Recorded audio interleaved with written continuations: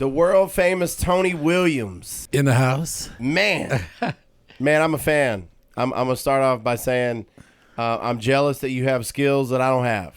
Oh, man. You're an amazing talent, bro. Oh, well, thank you. And we're really happy to have you here, man. Thank you. Shout to our girl Shirley for hooking this up. What's up, Cheryl? Definitely shout to Cheryl's. I want to start off by asking you this. You grew up in Oklahoma City, and you were playing the saxophone by what, age 7, 8? Something like that. Yeah, my first instrument was a horn, but there was always instruments around the house, pianos, organs, the mom, aunts, grandparents, everybody played, so it was just always music around. Man, yeah, that's awesome. Yeah. And then you got involved singing in the church. No doubt. I'm black.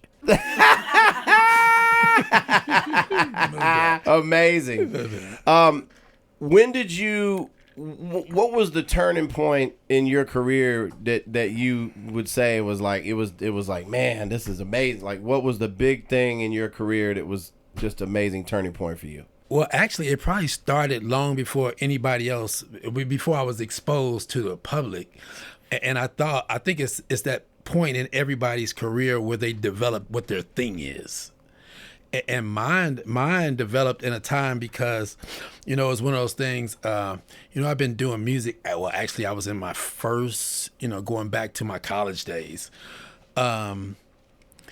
Growing up, this was in the 80s. Were you a college dropout? I was a college dropout. No pun intended. College dropout, no doubt. Talk about your dealings with Kanye West in a minute. Yeah, but, it was a thing. So coming up, and this is, 80, so I'm real old. By the way, you did better than me because I made it one semester in college. That was it. That was it. Yeah, so I came up as I cut my teeth on funk music, so it was pretty one-dimensional just coming on back during that era when R&B was pretty much soul, funk, and that's where, my foundation was. But then had some things, and I got almost to a peak where I thought things were going to go real well, and they went real bad, and it just kind of scarred me. And it was like a 2-year period, early 90s, where I didn't even listen to music. Really? Yeah. Like, so there was like an era from like 90 to 92, and I think that was like Pac, Boogie, the Fuji. My producer Nancy Nora can relate. Pac, Biggie, the Fugees. That I just kind of missed. I had to go back and catch up on it. And didn't work. Now she didn't even want to be seen behind the camera. Yeah. So you get it. Yeah. So I had to go back and catch up on a lot of music. But what happened was I transitioned, and actually it was in the transition where I was moving from LA back to the Midwest or the Southwest, Midwest where I grew up, transitioning back, and it just wanted to just kind of gradually, once you have the bug, you got the bug, and It's like, okay, I gotta get back and doing my thing. And I ended up in Dallas, Texas. Okay. And I started. I spent some years in Dallas. I did KKDA. Okay. That's my people. Okay. And so I was just kind of hitting up in like some of the local papers, just like in the classifieds. That was back when we did it actually in paper. Like new guy in town looking for some bands. These are my influences, and no funk bands call me. They were like all alt rock bands because that's Deep Ellum, yes, yeah. Trippin' Daisy, the Toadies. That's back during that era. And so I started getting calls from all these alternative bands, and so I was like, what the hell? I just want to sing. But it was in that period, so I started singing. I was very influenced by the late early 90s rock group Living Colour. Okay. Which was a black, very soulful. What was their big hit they had? A Cult of Personality. Cult of Personality. Yeah, amongst some others. Right. But and they were a mix of digital and analog. I mean, meaning like I remember they incorporated some Beat Machine in with their stuff, if I'm not mistaken. Yeah. A little bit? I may not be familiar with that part of their catalog, but nonetheless, I'm I know pretty you much know wrong here, Tony. Go ahead, I'll let you continue. Pretty much. Nonetheless, as I started experimenting with a different style of music, I started to create my style, which I think it became pretty signature as far as just like a very soulful vocalist, but just marrying my style with other unexpected type of musical sensibilities, rock, jazz, blues, and so as I developed that became my signature trademark. But the thing about that was, about that time, I think Kanye who was my younger first cousin, who was a just very young, starting off, just playing with samplers and drum machines at that time, was just kind of paying attention to what I was doing at that time, and just kind of looked up to me as his older cousin that was like, had this knack for writing cool ass music. And I didn't even know he was really paying attention like that. So that's why in the story, there's more to the story, of course, but I to answer your question directly, I think that was the moment, that was the pinnacle, or the most important part in my evolution, if you will, that just kind of, because I think had it not been for, it's kind of like that moment with that Reese's peanut butter moment where you get the peanut butter mixed in with the chocolate, and it's like, oh damn, I got this Reese's, like I mixed this and I didn't know it was gonna come out like, right. But that was my moment. So I don't even know if I answer your question. No, well, I mean, you're answering a lot of questions actually that I have, but that's a good segue into the fact. Which, by the way, so does that make? So I'm friends with Kanye's cousin Ricky. Is that your first cousin? No, Ricky's mom is my second cousin. Okay, y'all got a big family. We got a big family, but very close though. I mean, y'all had the whole church. I raised Ricky and Kanye. Basically. Yeah, okay. When did you and Kanye first work together, and what was the first song that you did with him when you knew like we got something? Yes. So it had to have been about 03-ish, I want to say. This is like probably he had started getting like placements. I know he had gotten a placement with that, and this is probably right post Blueprint 1. He had some stuff. Well, I think his first big placement was like a Jermaine Dupri placement. So this is like very close. Yeah, I think so. Like, man, I didn't even know that. Yeah, that's crazy. But mind you, coming off of that kind of era where I said I kind of shut down to music and wasn't really. So this was the thing that he would really get ticked off at me, because actually as he was starting to make his move onto the scene, like of course I'm missing all of that. So people would come up and say, they would talk about whatever was going on in the world of hip hop, and I say, yeah, I got a little cousin that he makes a few little beats. His name is Kanye. And they're like, Kanye's your cousin? I was like, yeah, you heard of him? And they'd be like, so it was. So you like, didn't really know? No, I had no what idea. level he was at no that time. idea. I think that's amazing. Even up to the point when Blueprint 1 came out, I was like, okay, who's Jay-Z? I've been telling my family for years how big I am. They don't understand. They don't exactly. So exactly. So I can definitely relate to that. So I was just like the older cousin that Did you say pause? Nora is a dirty-minded woman. Unreal. Right. But that's awesome, man. So what songs have you worked on that the hip hop community would be familiar with? Let's go back to the first album, College Dropout, I'll Fly Away, Spaceships, School Spirit. I think I did like 5, ended up on like even some of the skits on College Dropout. Interesting story was I didn't work on College Dropout until the last 2 weeks of it. And so, yeah, it's a story that I've told it a million times, but once he started working on that project, I would call him and he would tell me, man, and we used to talk pretty regularly, like once every couple of weeks, and we'd have a 30-40 minute conversation, and all of a sudden he got too busy to have a conversation, and he'd always be like, I'm in the studio, I'm working on my album. So I just hit him one day with like, you're like, fool, we're family. Exactly. Is there any way I can at least like sing a line or something on the album? And so his comeback was, yeah, see, everybody wants to get on the album. And then he basically kind of hit me off like that, and he's like, no, cuz, man, I got this guy that I just signed to my production situation that's doing all the vocals on the album. His name is John Legend. Okay. So, you're like, fuck John Legend. It's exactly what I said. I didn't know I could say that on the air. Whoever John Legend we love is. You, John. Is John over there? No. He's right there in that camera. John was actually up here at Power 106 this morning. That's our fan. So what happened was a few weeks later, it was Christmas time, and we had this tradition. So at that time, Christmas time, like without fail, if you didn't show up at my grandmother's house in Oklahoma City, you were just like on that list, So you did not show up for Christmas. Right. And so just over the years, it was kind of a routine. It was all my job because I would drive from Dallas to Oklahoma. But when I got there, it was always my job to pick he and his mom up, my aunt, from the airport. I always picked them up from the airport. Just kind of tradition. Kanye and his mom, my aunt. Yeah, my aunt Donda. I always drove and picked them up. And we had this tradition that on the way from the airport, we would always play whatever we were working on. And this was back in the Cause it may have been CDs, but I almost can envision a cassette. Oh, you know, damn. and we'd like pop in. It's like you play a song, I play a song. And we did this all the way from the airport to the house. It'd be like a 30-minute ride. And he was playing me College Dropout songs that he had been working on up to, and there were only like 2 weeks left in production before the deadline for it to turn in.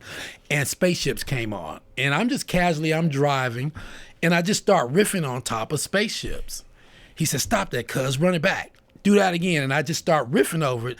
He was like, "That's what I've been wanting. That's it." He said, "Next Monday, I'm going to bring you out to LA. We're going to the studio. I need you to do what you just did in the studio on this song."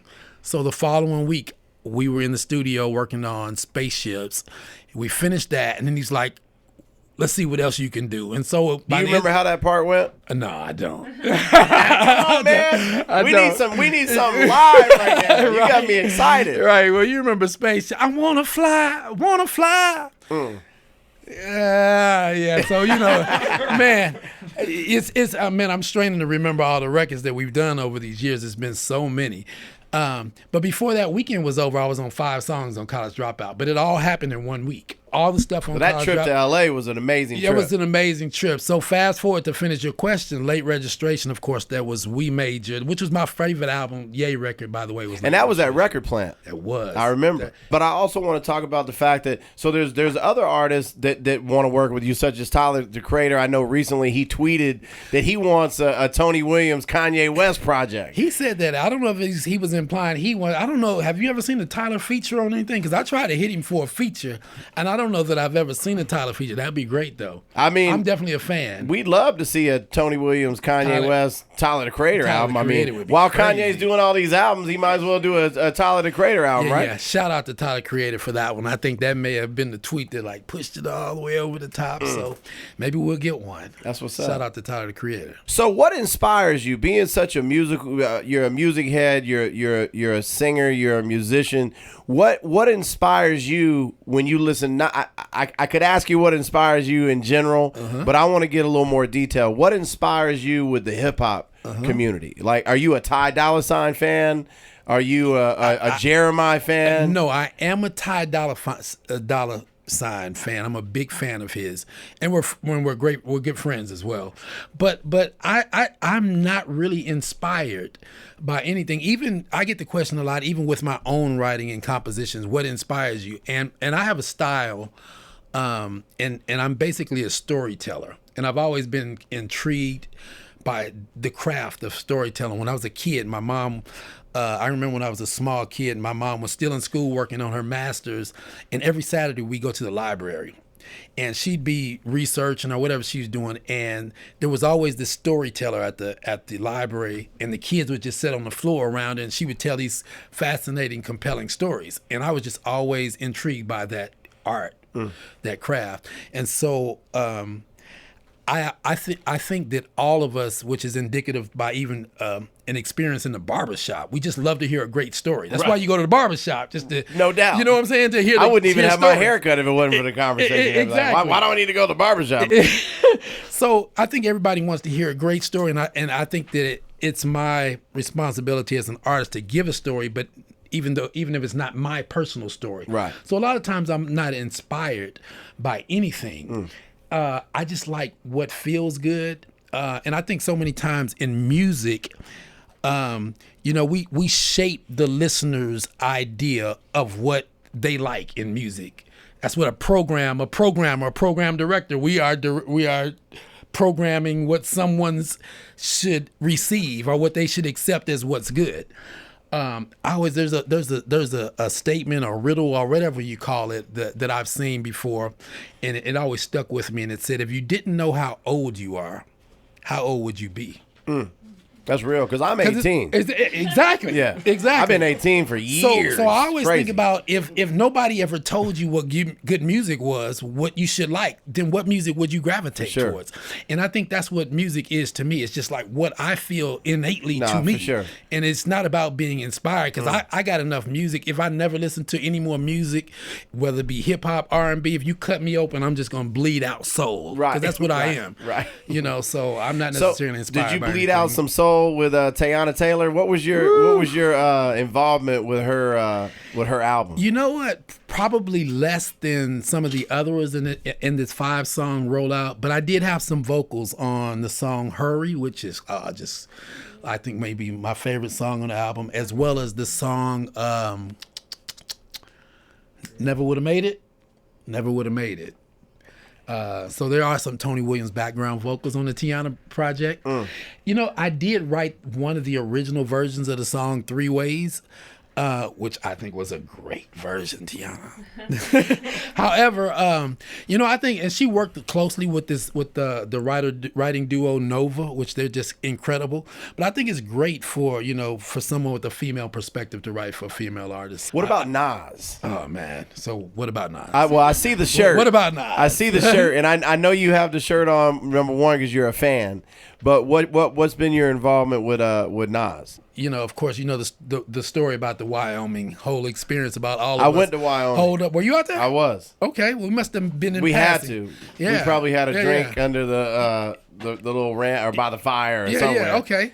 So, but I want to ask you about Wyoming when too. When Nas showed up, it was like, because we had the We Major moment on Late Registration, which I think was magical.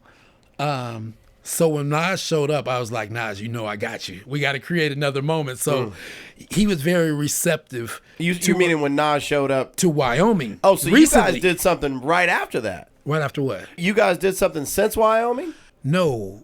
Well, of course, you heard the song, the Bonjour joint. Yeah. Bonjour was created within this 3 days before you heard it. Oh, wow. But we started working on it in Wyoming. Got you.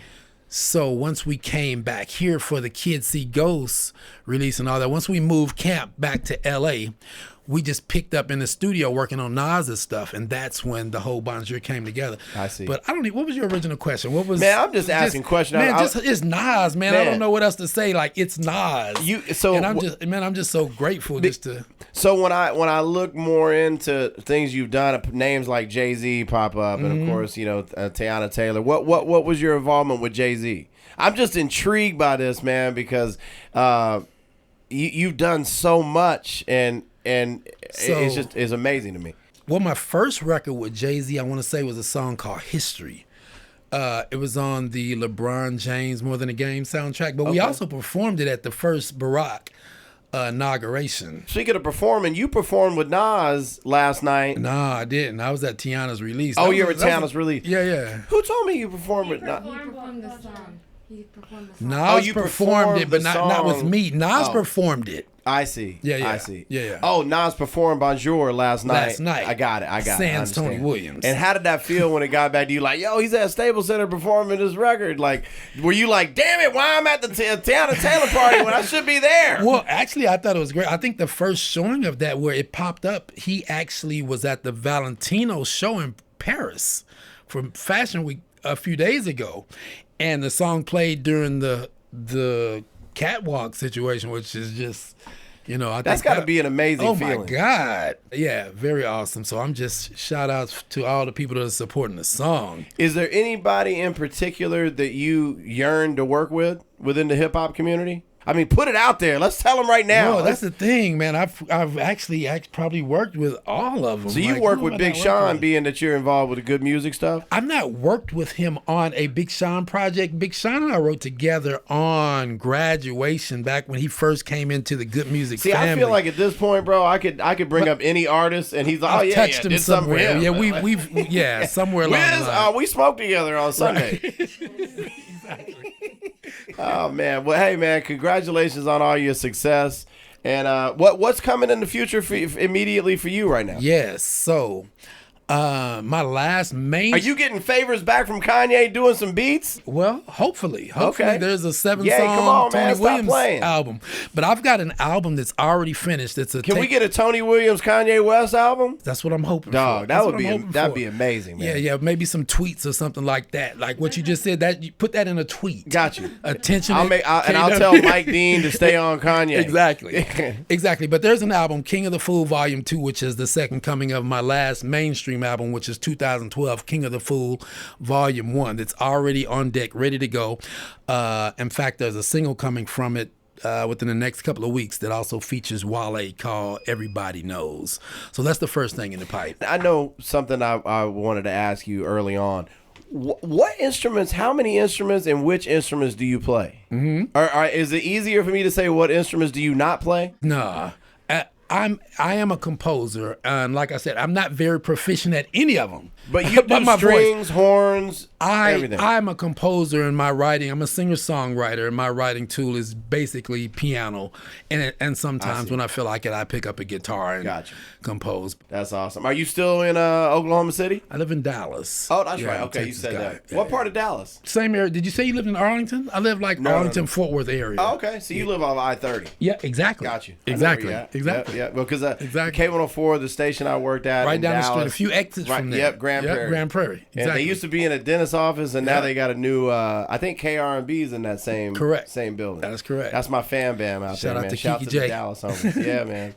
That's what's up. Well, Tony, man, you're always welcome here, man. We love you. Nothing but success to you, bro. And we're gonna stay on. We're all gonna push Kanye, and we're gonna push you to push Kanye because we need that Tony Williams, Kanye West album. Thank you. That's what's up. Thank you. Tony Williams, ladies and gentlemen.